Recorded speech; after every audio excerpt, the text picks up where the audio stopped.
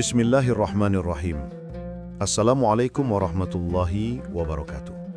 Segala puji hanya milik Allah, Tuhan semesta alam, yang telah memberikan kita nikmat iman, nikmat kesehatan, serta kesempatan untuk kembali bertemu di channel ini dalam keadaan penuh rahmat dan keberkahan. Salawat dan salam semoga selalu tercurah kepada junjungan kita Nabi besar Muhammad sallallahu alaihi wasallam, kepada keluarga beliau, para sahabat, serta seluruh umatnya yang istiqomah mengikuti ajaran-ajaran beliau hingga akhir zaman. Saudaraku yang dirahmati Allah, sebelum kita memasuki pembahasan yang sangat indah pada kesempatan kali ini, izinkan saya mengajak saudara semuanya untuk mendukung channel ini dengan cara menekan tombol like, meninggalkan komentar sebagai bentuk interaksi baik, dan menekan tombol subscribe agar kita dapat terus bersama-sama belajar, mengingat Allah dan menguatkan keimanan dalam setiap episode berikutnya. Dukungan dari saudara-saudara semua sungguh berarti bagi keberlangsungan dakwah yang sederhana ini. Semoga setiap klik, setiap perhatian, dan setiap keinginan untuk mendukung dicatat sebagai amal solih oleh Allah Subhanahu wa Ta'ala. Saudaraku sekalian, salah satu kebahagiaan terbesar bagi manusia bukanlah sekadar terpenuhinya kebutuhan duniawi. Bukan hanya dihormati, dicintai, atau disanjung oleh sesama manusia. Tetapi kebahagiaan yang sejati adalah ketika seorang hamba dicintai oleh Sang Pencipta, Allah Subhanahu wa Ta'ala. Tidak ada anugerah yang lebih agung, tidak ada penghormatan yang lebih tinggi, dan tidak ada kemuliaan yang lebih besar selain dari cinta Allah kepada hambanya. Karena ketika Allah mencintai seorang hamba, maka seluruh langit akan mencintainya, seluruh malaikat akan mendoakannya, dan penduduk bumi pun akan menerima kehadirannya dengan hati yang lapang. Sebagaimana sabda Rasulullah sallallahu alaihi wasallam yang begitu menenteramkan hati, bahwa ketika Allah mencintai seorang hamba, Allah memanggil malaikat Jibril seraya berfirman, "Sesungguhnya aku mencintai fulan, maka cintailah dia." Lalu Jibril pun mencintainya, kemudian Jibril menyeru kepada penduduk langit bahwa Allah mencintai fulan, maka malaikat-malaikat pun mencintainya. Setelah itu kecintaan itu diturunkan kepada penduduk bumi, sehingga manusia pun menyukai dan menerimanya dengan kebaikan. Hadis ini diriwayatkan oleh Imam Bukhari. Subhanallah, betapa mulianya posisi seorang hamba yang mendapat cinta Allah. Namun, sebuah pertanyaan pun muncul di benak kita. Apakah ada tanda-tanda bahwa kita sedang dicintai oleh Allah? Apakah Allah memberikan petunjuk, sinyal, atau keadaan tertentu sebagai bentuk kasih sayangnya? Dan jika ada, bagaimana cara kita mengenalinya? Sebelum kita melangkah lebih jauh, Allah telah memberikan banyak petunjuk dalam Al-Quran untuk memahami bagaimana hubungan antara seorang hamba dengan Robnya. Salah satunya terdapat dalam firman Allah Subhanahu wa Ta'ala, "Innallaha yuhibbut tawwabin wa yuhibbul mutatahhirin." Sesungguhnya Allah mencintai orang-orang yang bertaubat dan mencintai orang-orang yang mensucikan diri. Quran Surat Al-Baqarah ayat 222. Ayat ini memberikan isyarat lembut bahwa cinta Allah sangat dekat dengan hamba-hamba yang selalu berusaha kembali kepadanya, memperbaiki diri, menjaga hati, dan membersihkan jiwa dari noda-noda dosa. Tidak perlu menjadi sempurna untuk dicintai Allah, cukup menjadi hamba yang selalu kembali dan tak pernah menyerah dalam memperbaiki diri. Saudaraku yang dirahmati Allah, banyak orang mencari cinta manusia dan rela berkorban apapun demi mendapatkan perhatian sesama manusia. Namun mereka lupa bahwa cinta manusia tak pernah kekal. Ia bisa berubah, pudar, bahkan hilang seiring dengan waktu. Namun berbeda dengan cinta Allah, ia kekal, sempurna, dan membawa keberkahan yang tidak hanya dirasakan di dunia, tetapi juga di akhirat.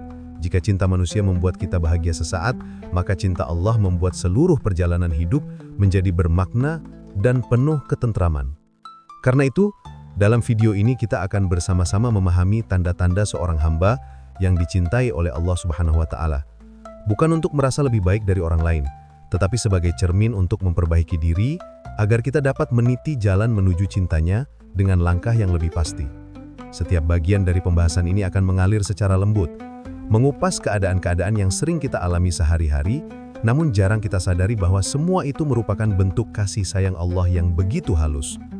Baiklah saudaraku sekalian, untuk tidak memperpanjang pembukaan ini, mari kita mulai memasuki bagian pertama dari inti pembahasan. Semoga hati kita dibukakan oleh Allah, ditenangkan dan diberi kekuatan untuk memahami setiap pesan yang tersampaikan. Tetap bersama saya hingga akhir, karena insya Allah setiap kalimat mengandung pelajaran yang bisa kita renungkan bersama.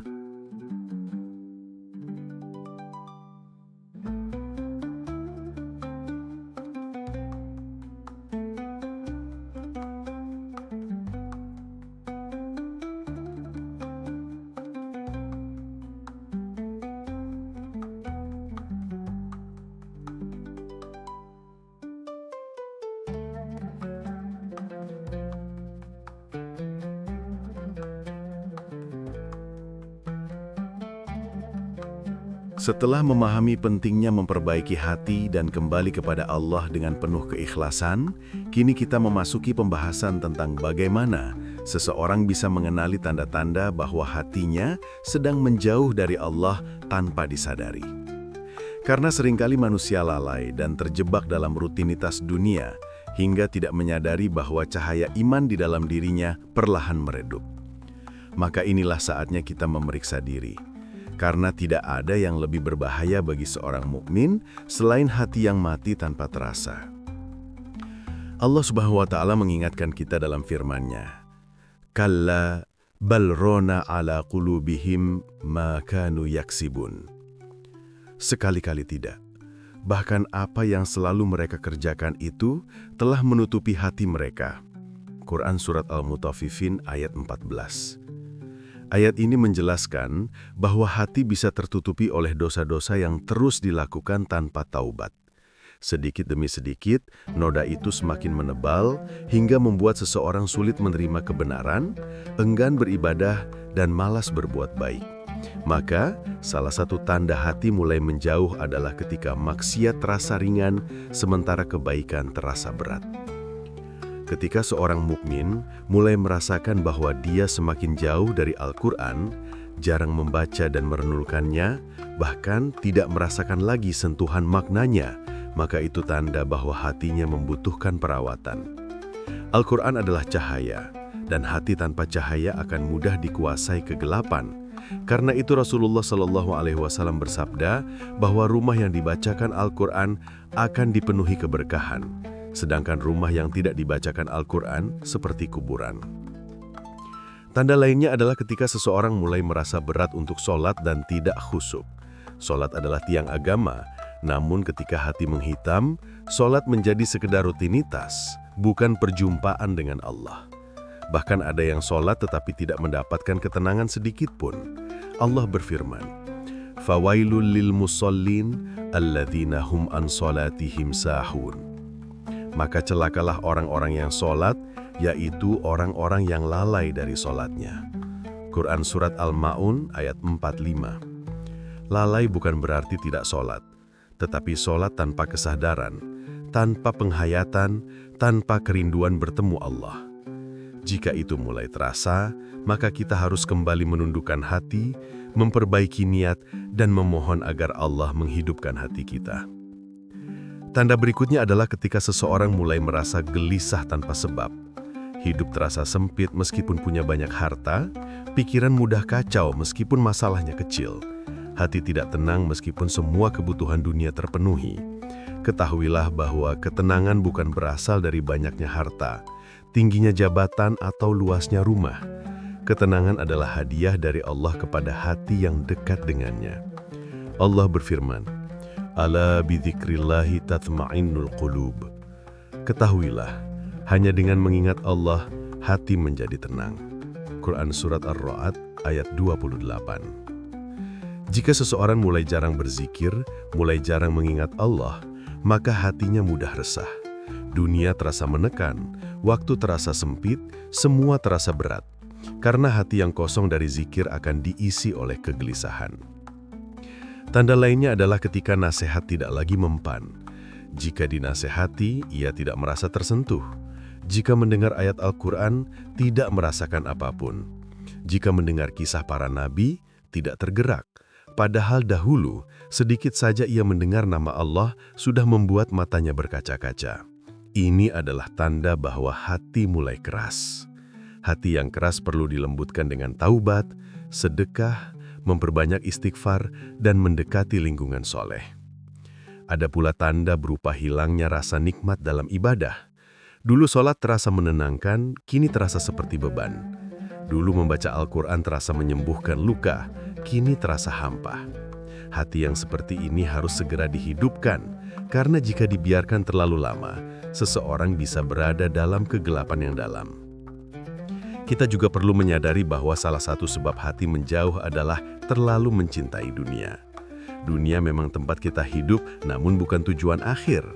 Jika dunia masuk terlalu dalam ke hati, maka akhirat akan tergeser keluar. Rasulullah Shallallahu Alaihi Wasallam bersabda bahwa cinta dunia adalah pangkal segala kesalahan. Karena siapa yang hatinya penuh dunia, ia akan selalu merasa kurang, selalu iri pada manusia dan lupa pada Sang Pemberi rezeki. Maka, jika hari ini kita merasa hati mulai menjauh dari Allah, itu bukan tanda kita buruk. Justru itu tanda Allah masih sayang, karena Dia masih memberikan rasa sadar bahwa kita butuh pertolongannya. Yang berbahaya adalah ketika seseorang jauh dari Allah, tetapi tidak merasa jauh. Itu adalah kondisi paling berbahaya bagi hati seorang mukmin. Di bagian berikutnya kita akan membahas cara-cara efektif untuk menghidupkan kembali hati yang mulai gelap dan bagaimana mendekat kepada Allah dengan langkah-langkah yang nyata, lembut, dan penuh kasih darinya.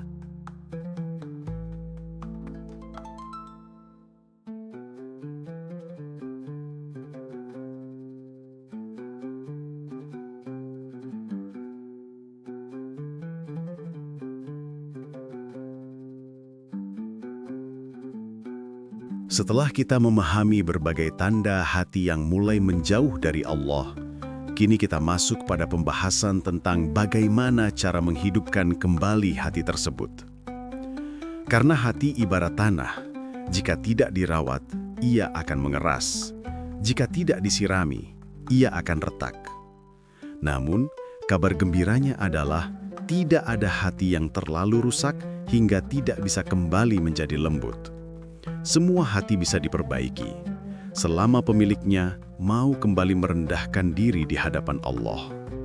Allah Maha Lembut, Maha menerima taubat, dan Maha Penyayang terhadap hamba-hambanya.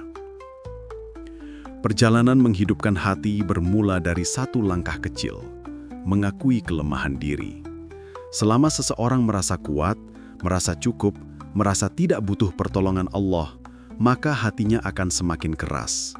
Tetapi ketika ia berkata dalam hati, "Ya Allah, aku tidak mampu tanpamu," maka saat itu pula pintu pertolongannya mulai terbuka. Inilah yang dimaksud dengan sikap tawadhu di hadapan Sang Pencipta. Langkah berikutnya adalah memperbanyak istighfar, karena dosa adalah debu yang menutupi hati. Semakin banyak debu itu, semakin gelap cahaya iman dalam dada. Maka istighfar adalah sapu yang membersihkan noda tersebut. Allah berfirman, "Wa ma kana Allahu mu'adzibahum wa hum yastaghfirun." Dan Allah tidak akan mengazab mereka selama mereka memohon ampunan.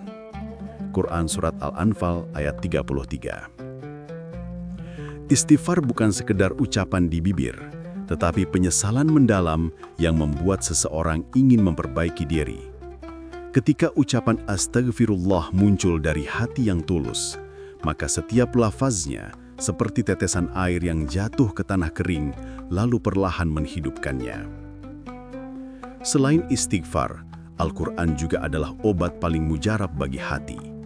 Jika sebelumnya kita membahas bahwa hati yang menjauh biasanya kehilangan kedekatan dengan Al-Quran, maka cara menghidupkan kembali adalah mendekatkan diri pada kitab ini.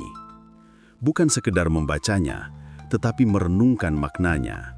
Karena Al-Quran bukan hanya bacaan, tetapi petunjuk hidup yang dapat menembus lubuk hati terdalam. Allah berfirman, "Ya ayyuhan nasu qad ja'atkum mau'idhatum mir rabbikum wa shifaa'un lima fis sudur." Wahai manusia, sungguh telah datang kepadamu pelajaran dari Tuhanmu, penyembuh bagi penyakit yang ada di dalam dada.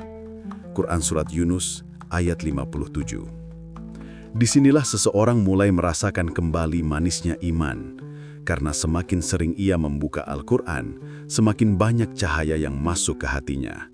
Lambat laun, kegelapan itu memudar, dan ia merasakan ketenangan yang sejak lama hilang. Cara lain menghidupkan hati adalah dengan menjaga sholat.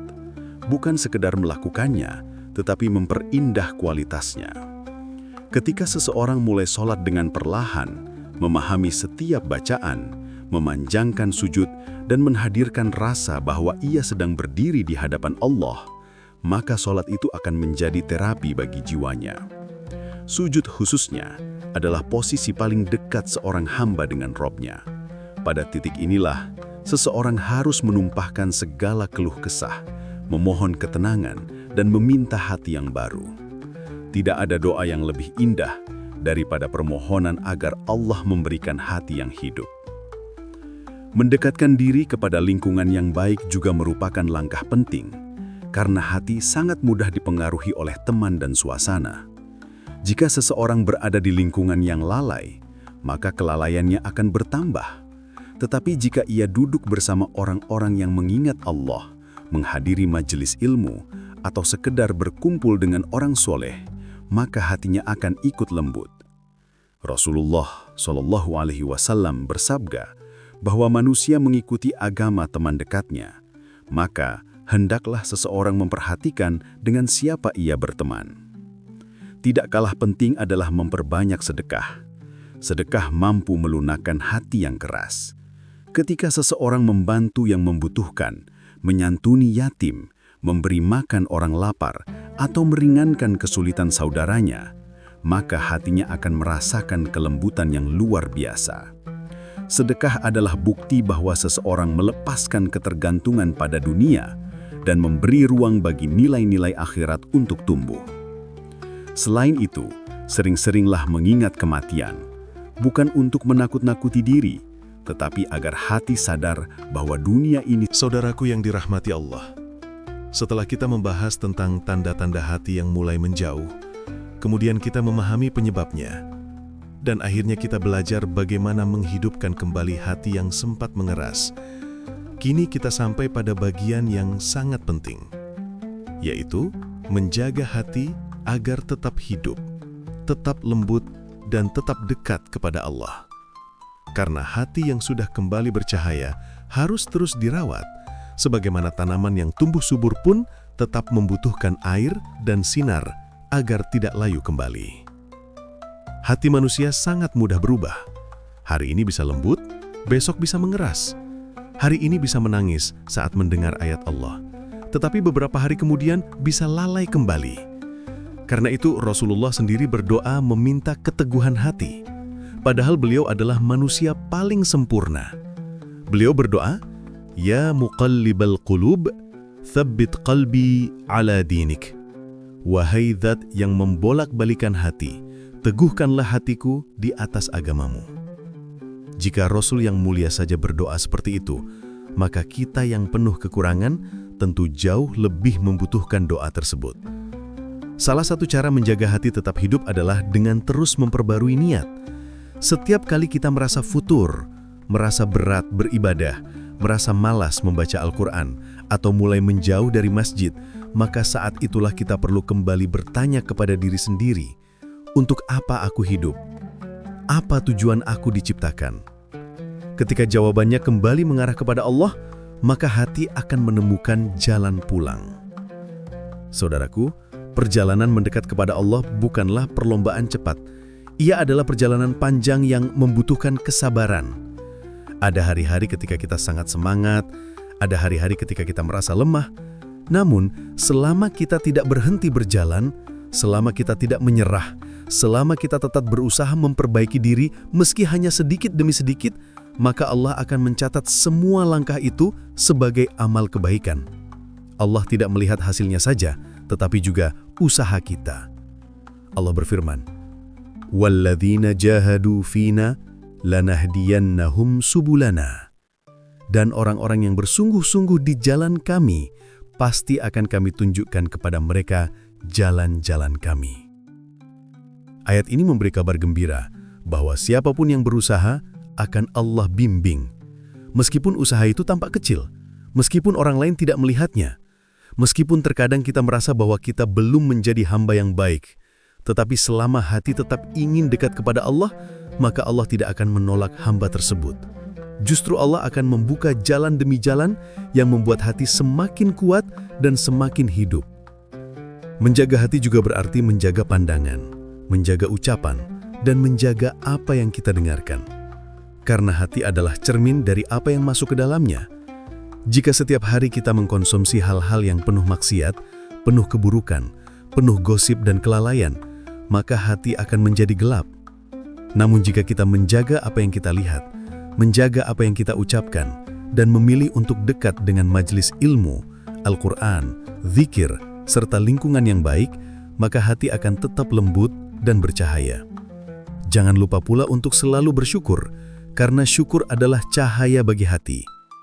Ketika kita menyadari betapa banyak nikmat yang Allah berikan, betapa sering Allah menolong tanpa kita minta, betapa luas kasih sayangnya meskipun kita sering lalai, maka hati akan dipenuhi rasa cinta kepadanya, dan cinta inilah yang membuat hati tetap hidup.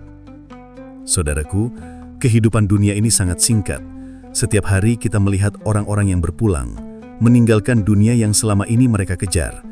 Ketika kita menyadari bahwa suatu saat kita pun akan tiba pada akhir perjalanan, maka hati akan lebih mudah mengutamakan akhirat. Bukan berarti kita tidak boleh mengejar dunia, tetapi kita harus selalu mengingat bahwa dunia hanyalah tempat singgah sementara, bukan tujuan akhir. Karena itu, mari kita jaga hati kita. Mari kita rawat dengan ketaatan, kita sirami dengan zikir, kita hidupkan dengan Al-Quran, kita tenangkan dengan sholat, kita lembutkan dengan sedekah, dan kita kuatkan dengan lingkungan yang baik. Tidak ada yang lebih berharga dalam kehidupan